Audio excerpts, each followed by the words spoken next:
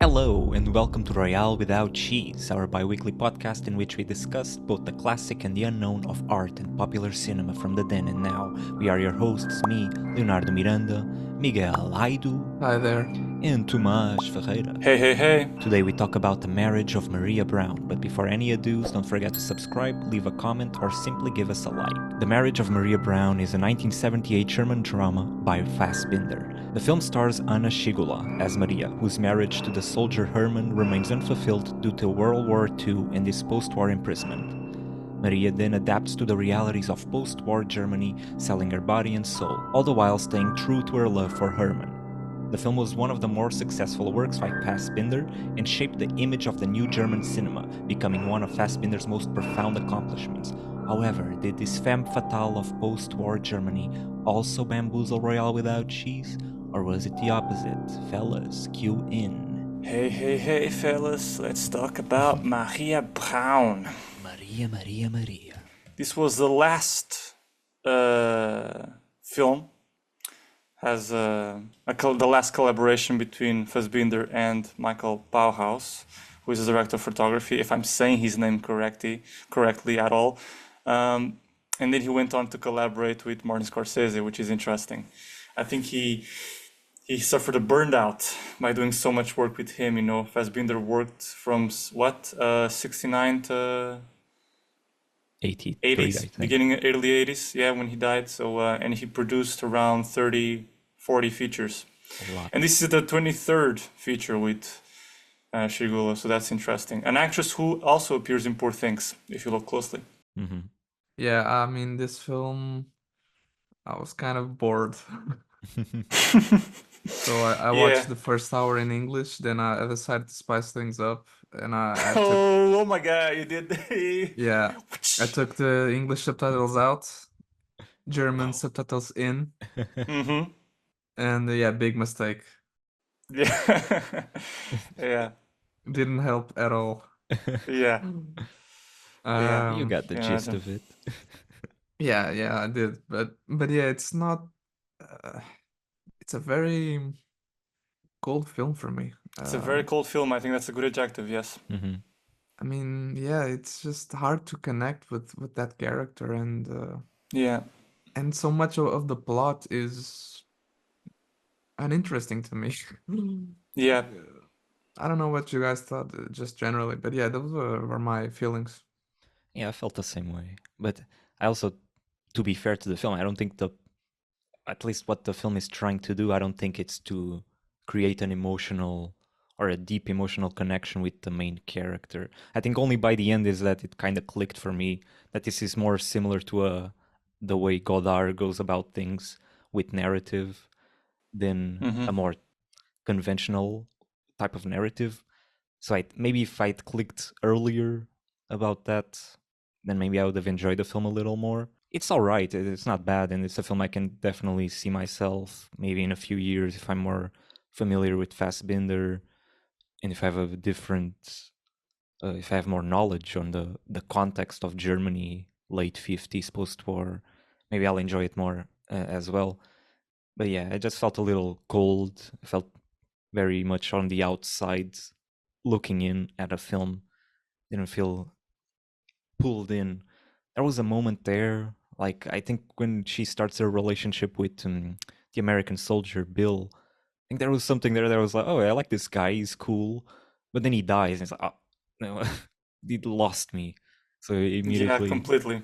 Yeah, my feelings are mutual to yours. You too, actually. I think it's a very cold film, and I think it's interesting.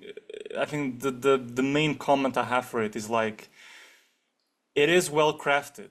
It has a great performance by Shigula. It is, and she's a very interesting character, Maria Braun. The way she's so cold and cruel that she sees no means to an end to get to her riches and get her big mansion to later on, when possible, receive her husband back and actually start her life, kickstart her the normal life, build a family, build a future, etc. Let's say, at least that's the conception, right? That normal life that seems to be on hold, and in the meanwhile, she, in her independence, is grabbing what she can and twisting and bending things around corners to, even if she has to be relentlessly cruel to get it. And that path into more and more power is an interesting one, but it's an interesting one to me, like on paper, almost like the film, the story, the concept, seen from afar, is very interesting. I really like this idea of a character who is really beaten by her own flaws, by her own cruelty, her own egotism, you know, and lust for money, and just becomes worse and worse. But on the film itself, it just feels like he has these plot points. Certain scenes are very interesting, and then there are scenes that I'm like, why am I watching this? Why is this important for the movie? I don't know. Like, it seems like he stretched the movie to a point where there are certain moments where I feel I don't understand, why am I watching this? Was this really important for what I'm watching? And the thing is, some may say, to the experience of some people, that the film is cold, oh, because the character, that's part of her personality, she's cold. And I might have wanted something more on the lines of the conventional, for example, just because I need it for the narrative to be more dramatically rewarding. I'm sorry, because in a movie that is about this very depressing post-war Germany that is trying to get back up, because let me put this in context, what's interesting about the film in a way as well is that we are seeing a movie about the war in Germany during and afterwards. And normally in this context, we are used to see the Germans as being the baddies through the SS officers and whatnot. And here we actually see the people of Germany in the villages, in the city, this city in particular, I think Berlin, where the women, the children that got left behind, we actually see, well, how does life go on while the men are out there doing the fighting? Well, in that context, of course, of the 50s. It's about the vices, getting the cigarettes, getting the food, you know, and so they become, the byproduct of war is that they become like this cold, and they see no means to an end, and that's what it is. Okay, fine, but the thing is, it's just more rewarding, narratively speaking, if I see this character who once was charismatic, perhaps warm, had a vulnerable side to her, hopeful dreams, becoming more and more world weary and cold. I just think that she's like this from the very beginning, and so I'm kind of like, I don't create the connection with her, and that just comes off detrimental for me. Like, how can I care for this character, care for what I'm watching, the world, if she was always more or less like this? I'm a bit annoyed by her, a bit revolted by her. In some instances, I do admire her, you know. Sorry? She's too German. Too German. Yeah, I mean, in some instances, I do kind of, in a way, I do admire her for her tenacity and, you know, her ambition, but it's very difficult to create a fully fledged connection for her, understanding for her when she's so cruel. And the cruelty is part of the fascination, but when on the one hand, at the beginning, you don't have that understanding of why is she so cling to this man who she barely had a relationship with? We don't know nothing of it. Why does she cling on to it? And it's the more and more annoying, in a way, when this scene that is like, for me, it's a key scene that is so much related to why does she build this life. She's building a life in the way that her husband comes back, and her normalcy, her normal life in family can finally kickstart, and Herman can come back. And you have this scene, you know, her whole life mission is around this, you know, Herman will come back and I'll finally have all these things prepared for him, this big house, this lush richness, these clothes. And the thing is, one of the scenes that kind of deflates all of that, all that goal, the weight behind that goal, is one of the first scenes where she's making love with Bill, and everything about how that scene is staged is laughable to me. It's comical to me, and there are a lot of moments where I do love how well crafted the long shots are, and the performances, and the subtext in the mother trying to keep certain things a secret from her daughter at the beginning. You know, the mother seems more world weary, cynical. She believes that Herman is dead, so I like that dichotomy. You know, she's coming home kind of hopeful. But then you have this scene where she's making love with Bill and they are undressing, and the door to the bedroom is kind of half open, and I'm like, come on, I mean, you may be alone at home, but somebody might get in. So first problem, you have Herman coming in. He opened the door to the building. He crossed the hallway. Nobody heard this. Okay, fine. He's at the door finally. They take all this time undressing. And the thing is the positioning of the camera. The camera is at the position where I see the guy watching them, and I'm like, how can you not see each other? And it's the whole time of them undressing themselves. They finally sit down, and when she notices him, it's like, oh, Herman. 1, 2, 3, 5 seconds. Oh, hi! He goes for a kiss, slaps it on. I'm sorry. This is I don't Bill, just a believe friend. this. Yeah, dude, My friend Bill. Bill. I mean, it's ridiculous. It's utterly ridiculous, the theatricality in this scene. And then But you it's think like, that's bad? You think that wasn't intentional? even if it was intentional, I just think Doesn't work. with Okay. such a when you have like her whole life goal being around Herman and doing it for Herman and her, and then the way she reacts to the situation is looking at Herman. I mean, for the most part, well, yes, the film acts in this realistic register, even if cold, it's a realistic register. It's not like overly stylized or anything like Godard. And so when I look at this, it's like, how would she have this reaction? I've accepted through the movie that she's psychotic, but the thing is,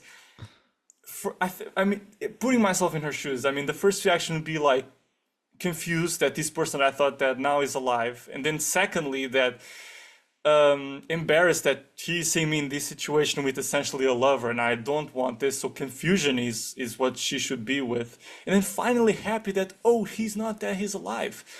And so the byproduct of all these emotions is just a complexity, confusion, and embarrassed, it's just sadness or rage, something, but not the stupid happiness of going to him. And what you expect? I mean, I'm not saying that it's fair that she received a slap, but I don't understand her reaction. And then to top it off, he slaps her.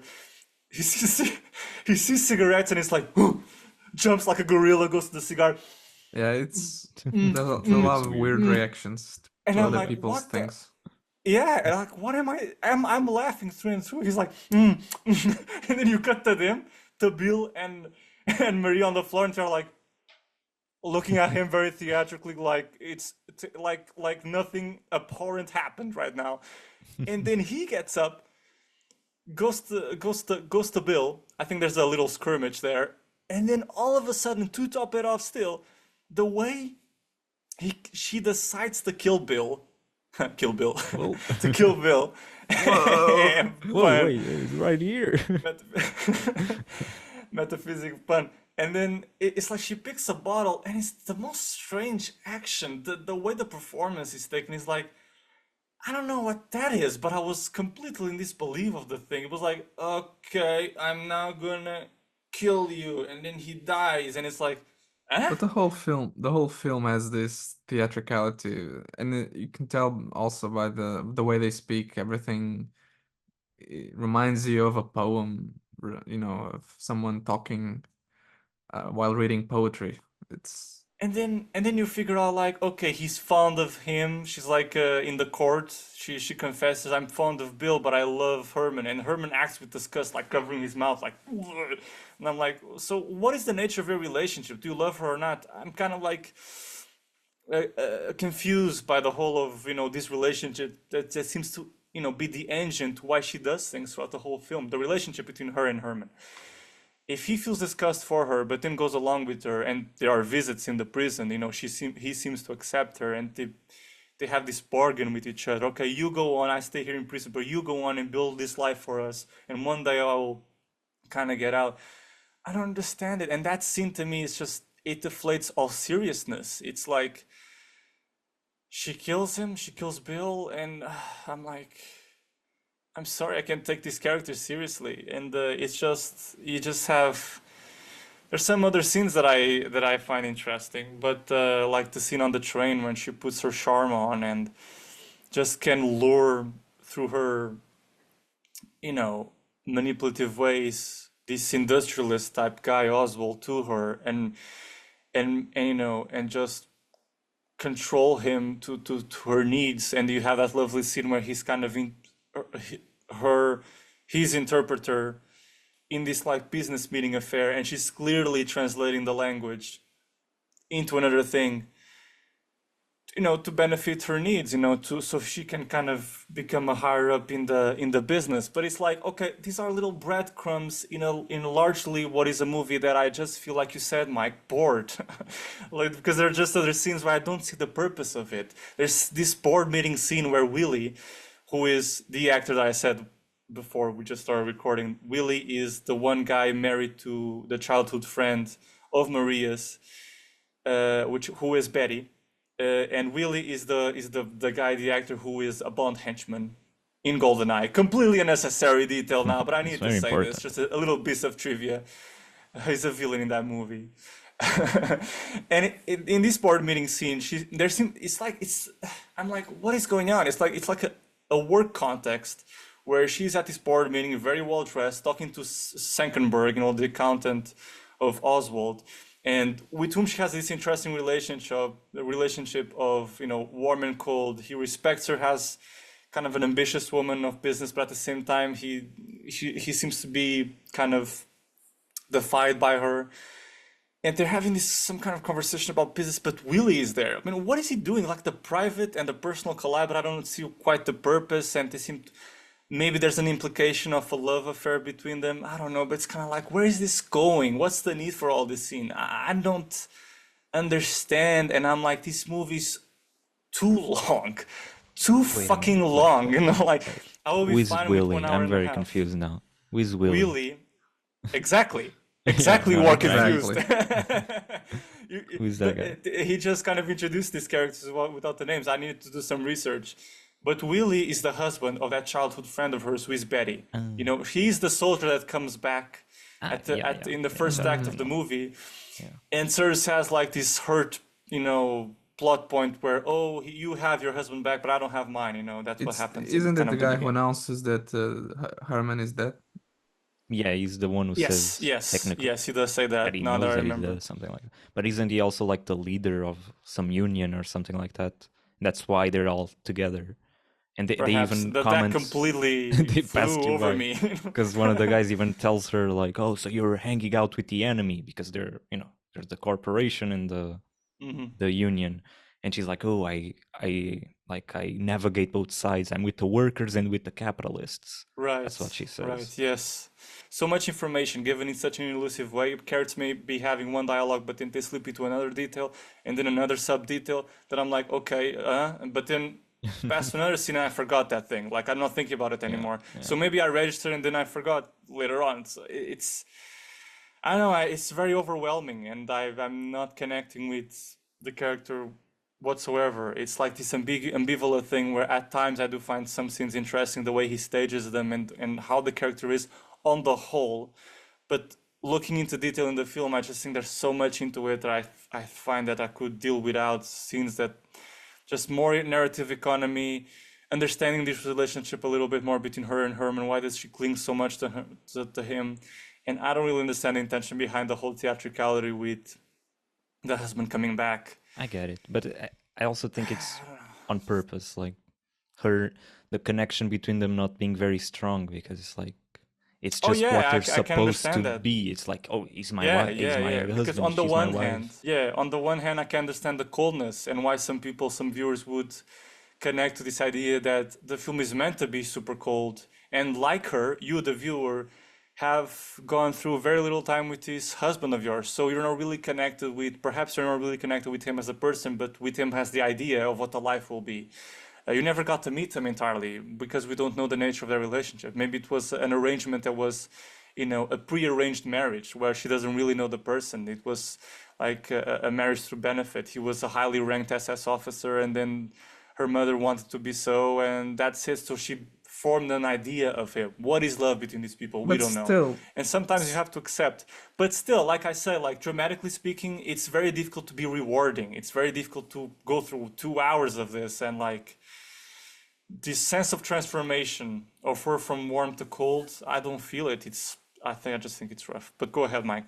No, I was saying, but still, because I mean, she does do a lot of things for him, and there's at least there's an attempt at aiding him and being there for him, and so it's still strange how that relationship, even if not entirely formed, so to speak, would also then have all these, gestures and seemingly showing that they're in love. So yeah, it's a weird uh state of things Concoction. between them. Yeah, yeah. And yeah, You know, it's it's She like I loves feel him. I there's just don't think something she loves missing. him. Yeah.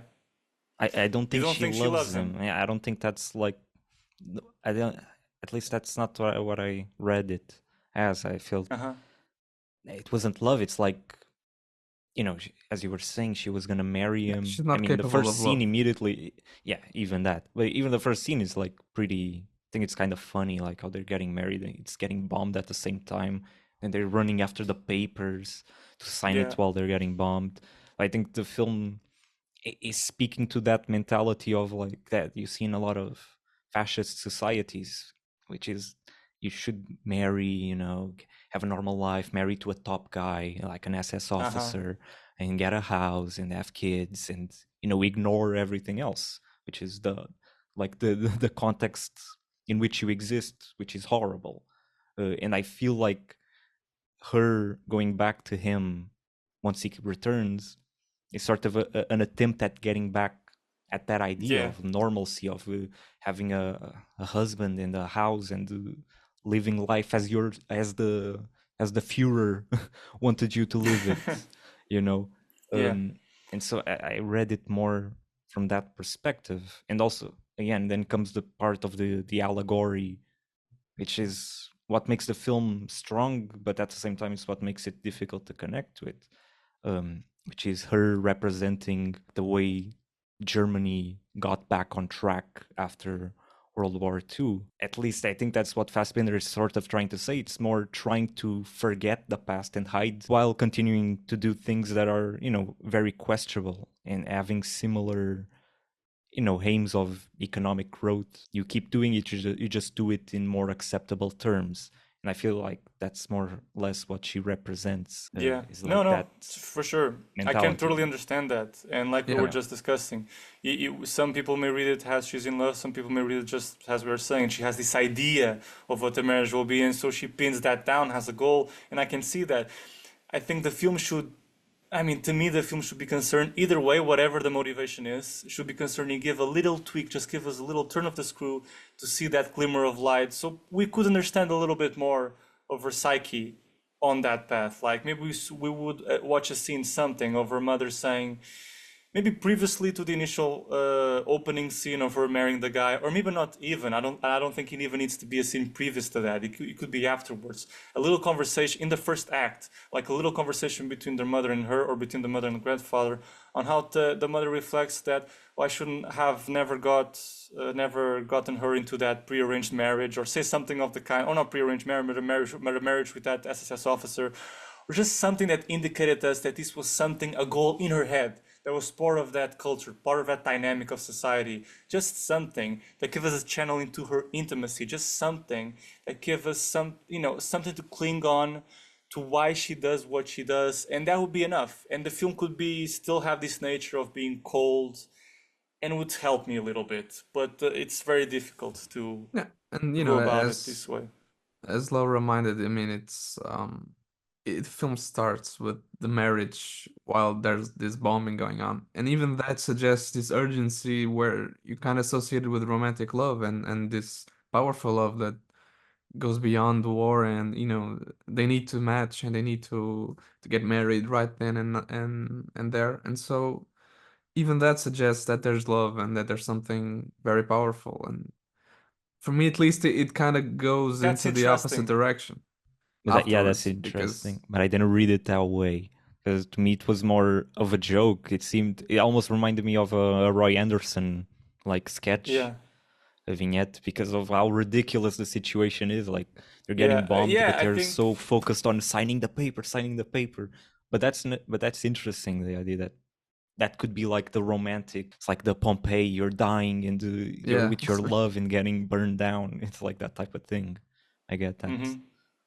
Yeah, I think it's exactly that. I think what's so interesting about this is that we are seeing different people having different interpretations. I totally see what Miguel is saying, but at the same time, it can lead to that interpretation as well. Because on the one hand, you see it has the first opening shot, the Führer, bombs go off, wall goes off, and you see them having this, very candid moment inside the walls, and it seems very intimate. Okay, love, but then it kind of all deflates when I see those guys go running off the street and just signing that on the ground, just in German, just No, yeah, but give me that's the that. thing. It's the It's first so idea that you have, which then completely derails afterwards. Because I don't believe it afterwards either. I mean, it's just something that you start by seeing that, okay, perhaps it's something that they feel, but then yeah, you kind of get into this idea that she's kind of a psycho and she it can't feels more really like an obsession really love. I don't suddenly. know.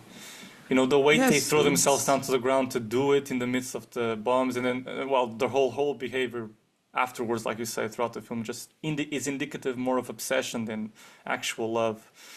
But yeah, and I mean, yeah, it's considering the whole context of the film, then you also get a character that it's this cold. I mean, it's just too many elements, of an emotional barrier. I don't know. I feel like Yeah, yeah.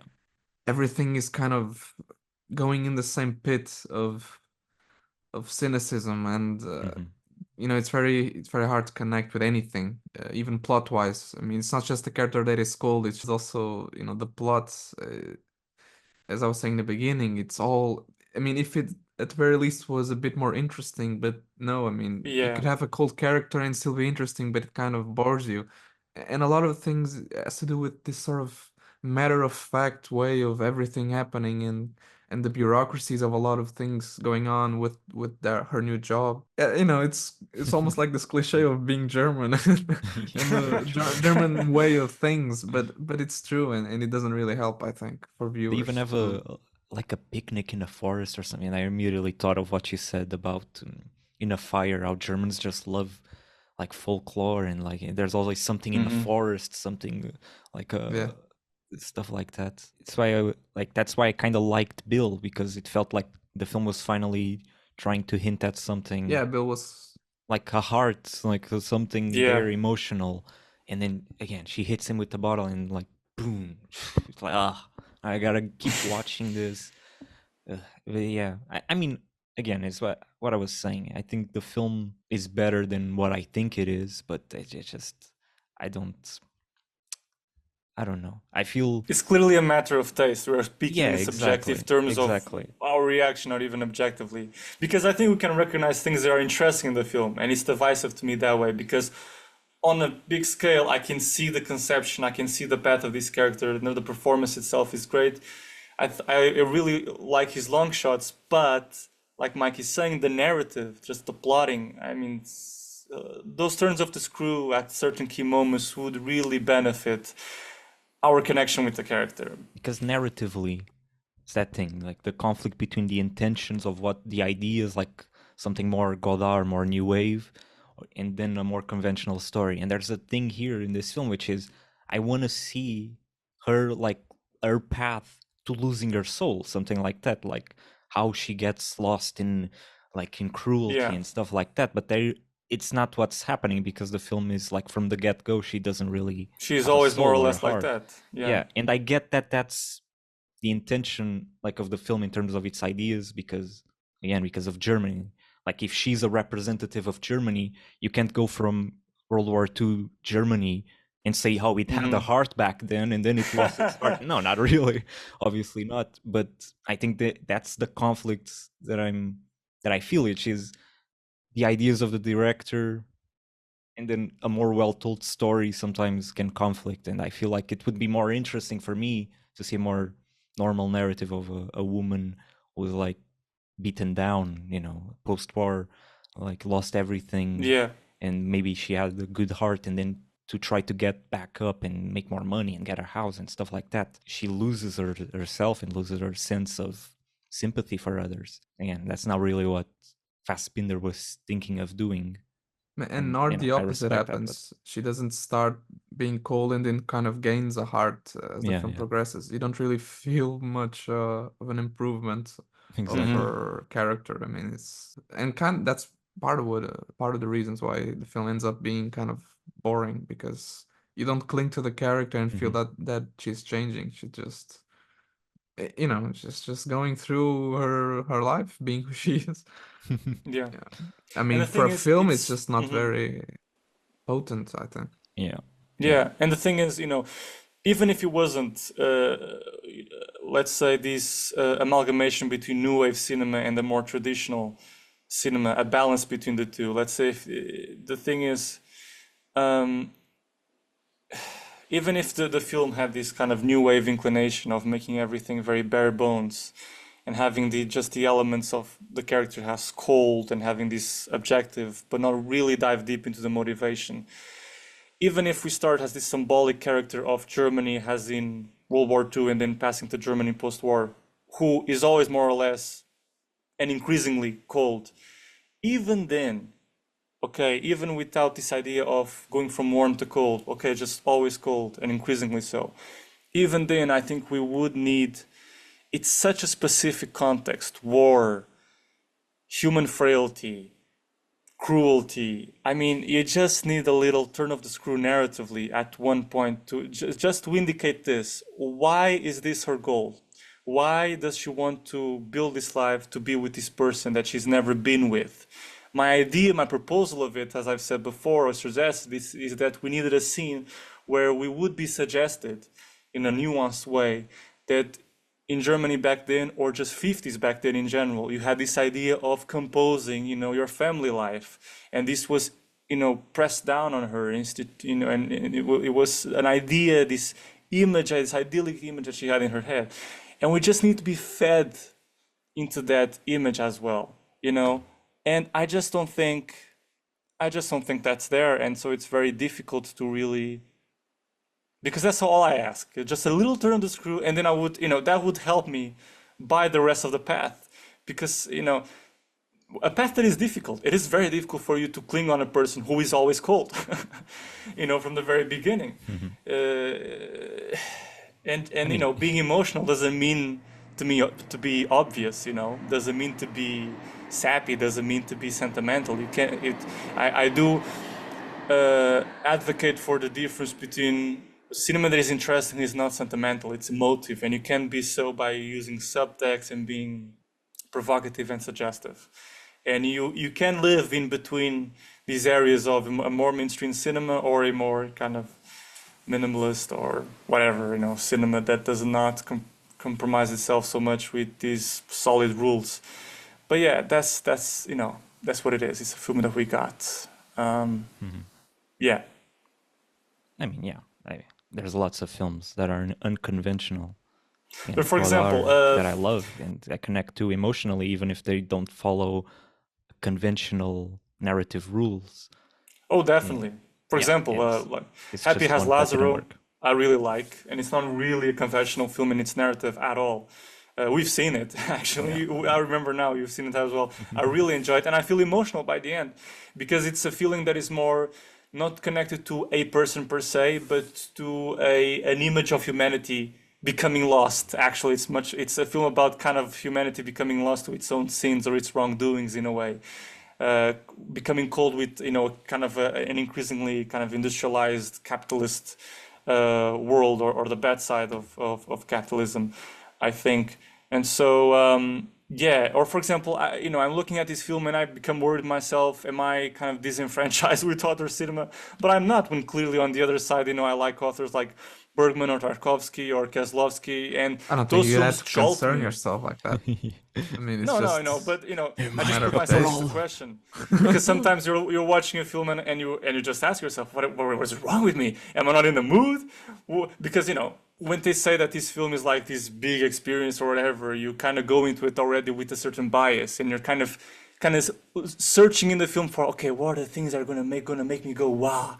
And there was never really a moment like that, And going back to those authors that are like Bergman, Tarkovsky, or whatnot, Kieslowski, they do have moments that make me go wow, and they make me go, they jolt me, they provoke me, like they have something that make me feel, even if they at times can be difficult to access.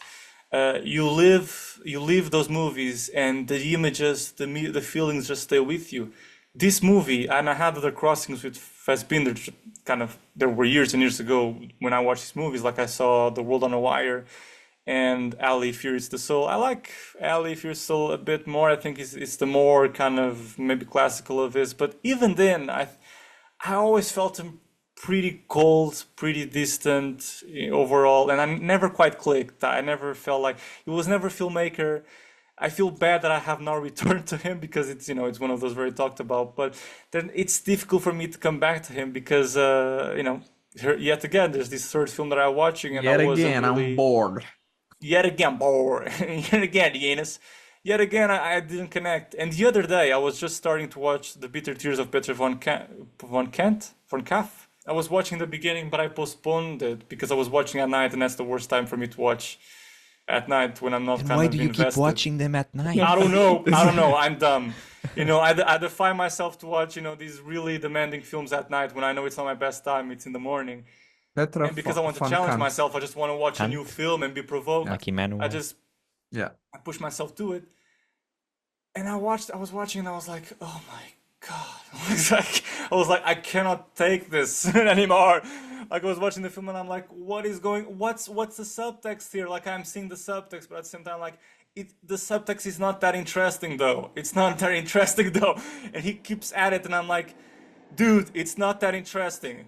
I was just like, okay, let's be fair to this. It's not the best time. I know it's not the best time for me. I know I'm being cruel to the film. Let's just watch it in the morning when I'm fresher. And at least I'll know that I've watched it with attention. So I postponed it. And in the meantime, okay, the weekend came for Marriage. I saw Marriage, but I still have to see Bitter Tears, which I will. But it was yet again another sign that Fassbinder for me is like, I'm gonna still keep giving him, chances to impress me. But personally, I haven't yet been impressed or connected with his oeuvre. So yeah, I also watched Ali, Fear Eats the Soul. Yeah, I had a similar. I think I like it a little more than this one, but it's that thing, like films have weight to them, contextual, historical weight to them, and then you watch them and sometimes you feel underwhelmed. And I felt that way a bit about Ali. I just felt like I didn't fully enter the film again. Like I was a little distant, and that coldness that is very apparent in this one, Marriage of Maria Braun, is also kind of present in Ali, although it makes a little more sense in there, I guess. And you do feel more for Ali. I think there's an emotional access that you can have to him, which benefits the film and makes it a little easier to follow, which I don't think you ever get with Maria Braun. It's sort of always a coldness. But yeah, I'm a bit on the same boat as you in the sense that I'm not impressed. I'm not, I haven't had that click. Which is with the completely filmmaker. subjective. Once again, I understand other people who have other readings, but personally, it's just Exactly. not connecting. Yeah, I mean, I can't really add much to this because this was my first film from his, and yeah, it was what it was. So probably it'll be a couple of months before I'm tempted to return. And that's all for today. If you'd like to reach out and suggest a film for the next episode, you can find us on the podcast official Instagram and Facebook pages. Feel free to subscribe, share the episode, or simply give us a little like. That's how our podcast can grow ever more groovy. And if you're on YouTube and want to see more videos like this, check out this next video right here. Thanks for listening, and see you next time. Bye-bye. Bye bye. Goodbye.